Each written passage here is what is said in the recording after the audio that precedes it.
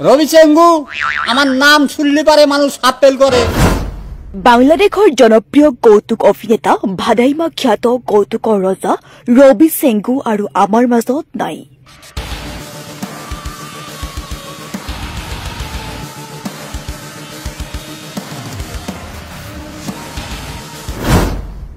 কৌতুক অভিনেতা ৰবি মিয়া ওৰফে ৰবি চেঙ্গুৰ মৃত্যুত সমগ্ৰ বাংলাদেশৰ লগতে বিশ্বৰ অনুৰাগীসকলৰ মাজত ক্ষোভৰ ছাঁ বিৰাজ কৰিছে।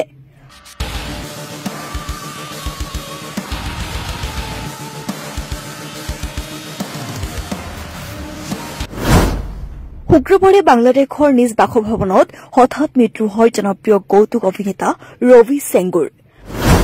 জনপ্ৰিয় কৌতুক অভিনেতা ৰবি মিয়া ওৰফে ৰবি চেঙ্গুৰ ঘৰ ঢাকাৰ টাঙ্গাইলত। তেখেতৰ অকাল মৃত্যুখনত ঘৰখনত এক শোকাকুল পৰিৱেশে বিৰাজ কৰিছে। ৰবি চেঙ্গুৰ যদিও বাংলাদেশী, কিন্তু বাংলা ভাষা বুজি পোৱা বিশ্ব সকলোৰে খুবেই জনপ্ৰিয় আছিল কৌতুক অভিনেতা ৰবি চেঙ্গু। কি আমাৰ চেঙ্গুস নাই, আমি তোৰ বাপ ৰবি চেঙ্গু। জানিব পৰা মতে ৰবি মিয়া ওৰফে ৰবি চেঙ্গু শুক্ৰবাৰে সন্ধিয়া ভাগত মৃত্যুক আঁকোৱালি লয়।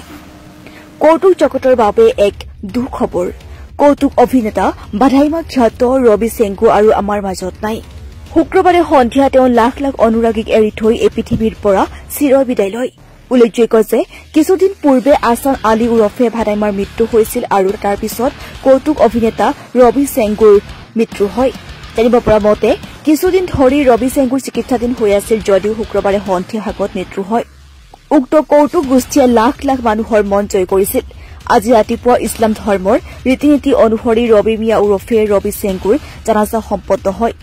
সকলোৱে হাঁহি ধেমালি ভাল পোৱা জনপ্ৰিয় কৌতুক অভিনেতা ৰবি চেঙ্গুৰ মৃত্যুত এক শোকত ভাঙি পৰিছে সকলোৱে। News desk report any live.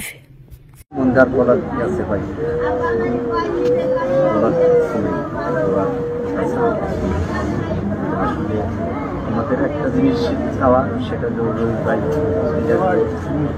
দীর্ঘ 1-2 বছর আগে আসাম ভাই চলে গেছে, তার আগে জামান ভাই চলে গেছে।